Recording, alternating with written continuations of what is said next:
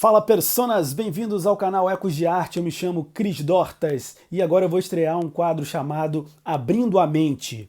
Nesse quadro eu vou falar sobre diversos tipos de crenças para as pessoas abrirem a mente, né galera?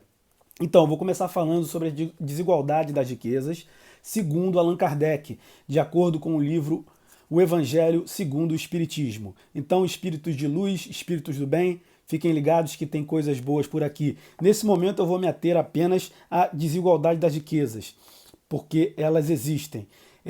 A desigualdade existe, inclusive, lá no plano superior, lá no reino dos espíritos, sacou? Não só aqui. Existem hierarquias em todos os lugares, entendeu? E eu vou começar falando sobre esse tema porque elas existem. Mas em outro vídeo eu vou falar sobre qual é o propósito da riqueza para quem tem riqueza, sacou?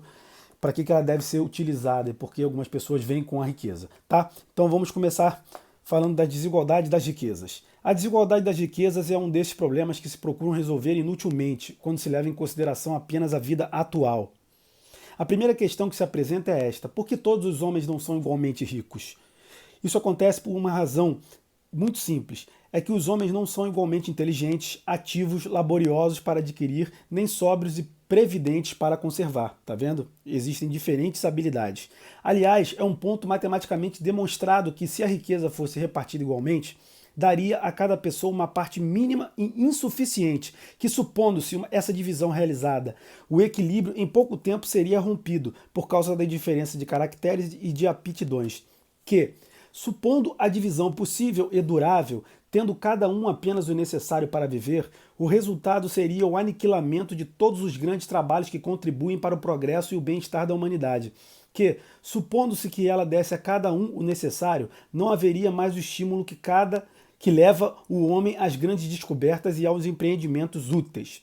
Se Deus concentra a fortuna em certos lugares, é para que dali ela se expanda em quantidades suficientes segundo as necessidades.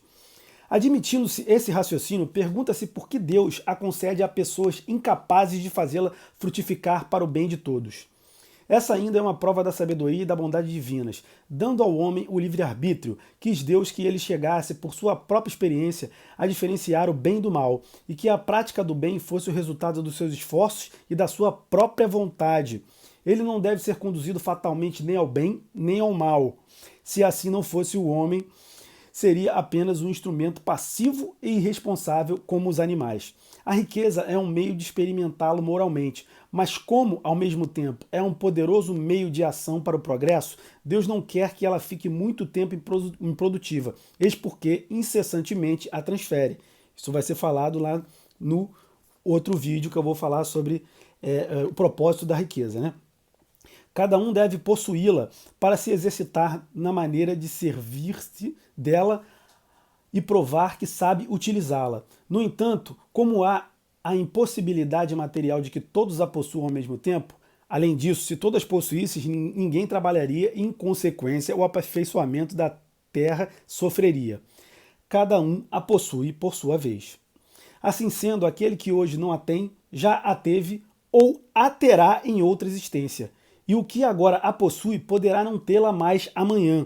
Há ricos e pobres porque Deus, sendo justo, cada um deve trabalhar por sua vez. A pobreza é para uns a prova da paciência e da resignação. A riqueza é para outros a prova da caridade e da abnegação. Lamenta-se com razão o uso deplorável que algumas pessoas fazem das suas riquezas. As paixões desprezíveis que a cobiça desperta, e pergunta-se: Deus é justo ao dar a riqueza a tais pessoas? É certo que, se o homem só tivesse uma existência, nada justificaria semelhante divisão dos bens da terra. Mas se, em lugar de limitarmos nossa visão à vida presente, considerarmos o conjunto das existências, veremos que tudo se equilibra com justiça. O pobre, portanto, não tem nenhum motivo para acusar a providência, nem para invejar os ricos, assim como os ricos não o têm para se vangloriarem do que possuem. Se abusam da riqueza, não será com decretos nem com leis referentes a despesas ou ao luxo que se irá remediar o mal. As leis podem momentaneamente modificar o exterior, mas não podem modificar o coração. Eis porque têm uma duração temporária e são sempre seguidas de uma reação desenfreada. A origem do mal está no egoísmo e no orgulho. Os abusos de toda espécie cessarão por si mesmos quando os homens se pautarem pela lei da caridade. Então, tá aí porque um pouco, né, do porquê a desigualdade existe, segundo o Espiritismo, e aquele pensamento que o Espiritismo propaga e carrega: fora da salvação não há caridade, então quem tem a riqueza tem que saber usá-la, entendeu? Saber repartir, saber dividir. Isso é uma crença do Espiritismo que eu acho muito bacana e que a gente pode propagar para que a gente viva em mais harmonia, em um ambiente mais justo e digno para todos nós. Não é isso? Então, fica por aqui essa mensagem de hoje e em breve eu volto com mais vídeo para vocês. Fiquem em paz. Vamos seguindo.